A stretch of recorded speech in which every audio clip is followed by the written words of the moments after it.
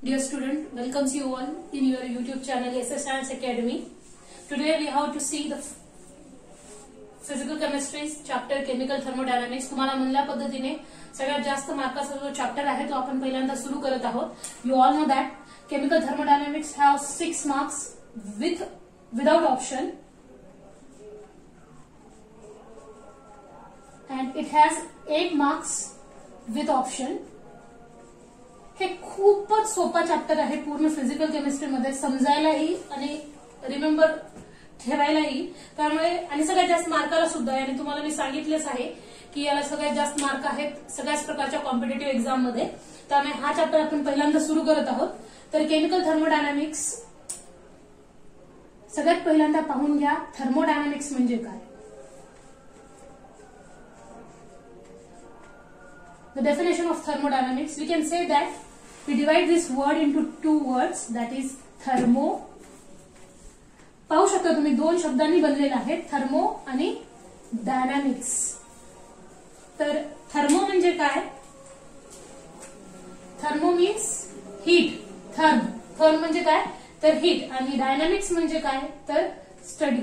Then how will you define thermodynamics? The branch of physical chemistry which deals with the study of कोणाची study? heat energy. You all know that heat is a form of energy. So the branch of physical chemistry which deals with the study of heat energy is called thermodynamics. बघा किती सोपी definition आहे. इथे तुम्हाला पाठ करण्यासारखं काहीच नाही.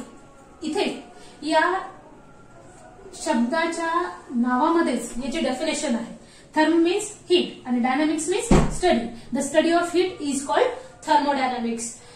Thermodynamics ला आणखी चांगल्या पद्धतीने समजून घेण्यासाठी मी तुम्हाला इथे काही एक्झाम्पल देते. You all know that the solid water, that is solid water म्हणजे आता तुम्ही म्हणाल मॅडम वॉटर कधी सॉलिड असतं का? तर yes of course ice. Solid water means ice. Ice get converted into liquid water and liquid water get converted into vapors. हे केव्हा पॉसिबल आहे? पहा, solid water get converted into liquid water get converted into vapors. You also know that when we burn wood, this wood or when we burn any type of fuel, this fuel get converted into or it releases carbon dioxide or different types of gases. आता आपण वुडला burn करायला लागलो म्हणजेच कोणती energy apply करायला लागलो? तर heat energy. Because of change in heat energy. आता सुरुवातीला तुम्ही लाकूड घेतला, हात लावू शकता तुम्ही आरामात. गरम असते का? पोळेल का? तर नाही. पण जसं तुम्ही त्याला गरम केला तसं त्याच्यातून काय रिलीज होईल? Carbon dioxide. गरम करायला लागलात म्हणजे तुम्ही काय अप्लाय करायला लागलात? Heat energy.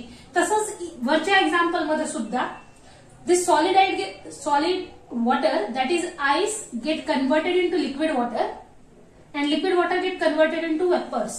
हे तर तुम्हाला सगळ्यांनाही माहित आहे. लहान मुलालाही माहित असतं की आईस लिक्विड वॉटर मध्ये केव्हा कन्वर्ट होईल? जेव्हा त्याला आपण हीट अप्लाय करू. And liquid water get converted into vapours हे सुद्धा केव्हा पॉसिबल होईल?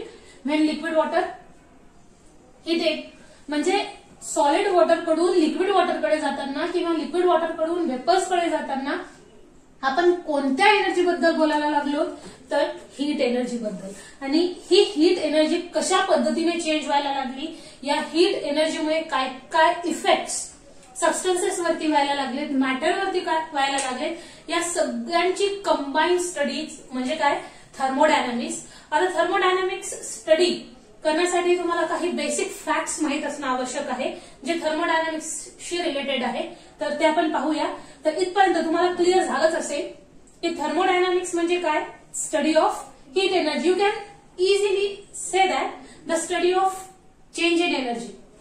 आता तुम्ही चेंज इन एनर्जी म्हणू शकता किंवा स्टडी ऑफ हीट सुद्धा म्हणू शकता. केव्हा चेंज होणारी हा प्रश्न पडला असेल मॅडम, केव्हा चेंज होणारी एनर्जी? तर कोणत्याही फिजिकल किंवा केमिकल प्रोसेसमध्ये जी एनर्जी चेंज होते किंवा जी हीट जनरेट होते, हीट एनर्जीची जी स्टडी करतो आपण त्याला आपण म्हणतो thermodynamics. Then proper definition of thermodynamics is the study of energy change, तुम्ही हे नोट डाऊन करून घ्या, during any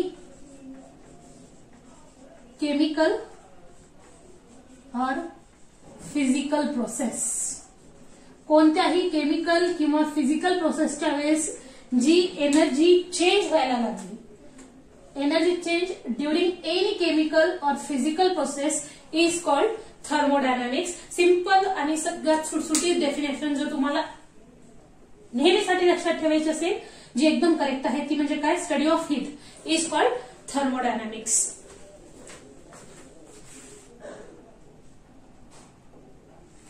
Now we have to see the terms used in thermodynamics. These are the three important terms used in thermodynamics, that is system, surrounding and boundary. Thermodynamics तुम्हाला चांगल्या पद्धतीने समजण्यासाठी हे 3 terms तुम्हाला चांगल्या पद्धतीने समजलेले असणे आवश्यक आहे. हे खूप सिंपल आहेत आणि खूप इझिली तुम्ही याला लक्षात ठेवू शकता. तर सगळ्यात पहिल्यांदा पाहूया आपण सिस्टीम. हे समजण्यासाठी तुम्हाला एक सिंपल उदाहरण मी तुम्हाला देते. जस्ट कन्सिडर दिस बोर्ड. हे बोर्ड कन्सिडर करा. तुम्ही सकाळी पहा, हे बोर्ड एकदम थंड असेल, जर टेम्परेचर वाढलं तर याचं सुद्धा टेम्परेचर वाढेल. ठीक आहे. हे जे एनर्जी चेंज व्हायला लागले, म्हणजे आपण एखाद्या ऑब्जेक्टला जर थर्मोडायनामिकली ऑब्झर्व करत असू, जसं हे बोर्ड जर सकाळी पाहिला तर थंड दिसेल, उन्हाच्या वेळेस पाहिला तर गरम दिसेल, आणखी टेम्परेचर कमी झालं की परत थंड होईल. म्हणजे हे या बोर्डमध्ये एनर्जी, हीट एनर्जीमध्ये चेंजेस व्हायला लागले. इन शॉर्ट, या बोर्डला मी थर्मोडायनामिकली ऑब्झर्व करायला लागले. युनिव्हर्स मधली कोणतीही अशी वस्तू ज्याला तुम्ही थर्मोडायनामिकली ऑब्झर्व करायला लागलात, थर्मोडायनामिकली ऑब्झर्व करायला लागलात म्हणजेच काय करायला लागलात, त्याच्यामध्ये हीट एनर्जीमध्ये कसे चेंजेस व्हायला लागले हे पाहायला लागलात, त्या कोणत्याही ऑब्जेक्टला आपण म्हणतो सिस्टीम. इथे मी तुम्हाला उदाहरण दिले या बोर्डचं. Human body is also one type of system. तुम्ही ह्युमन बॉडीमध्ये सुद्धा बघा, सकाळी उठलं टेम्परेचर एखाद्या वेळेस जास्त असतो, उन्हात गेला तर आणखी वाढू शकते, जर थंडीत बसलात तर बॉडी टेम्परेचर कमी सुद्धा होतो. हे जे टेम्परेचर कमी जास्त होणे, हीट एनर्जीमध्ये जे चेंजेस व्हायला लागले, याला जर आपण ऑब्झर्व करायला लागलो तर त्याला म्हणतो आपण थर्मोडायनामिक ऑब्झर्वेशन. आणि युनिव्हर्स मधलं असं कोणताही ऑब्जेक्ट ज्याला आपण थर्मोडायनामिकली ऑब्झर्व करायला लागलो त्याला आपण म्हणतो सिस्टीम. तर डेफिनेशन काय होऊन जाईल सिस्टीमची, एनी पार्ट ऑफ युनिव्हर्स, युनिव्हर्सचा कोणताही part which is under thermodynamic observation, any part of universe which is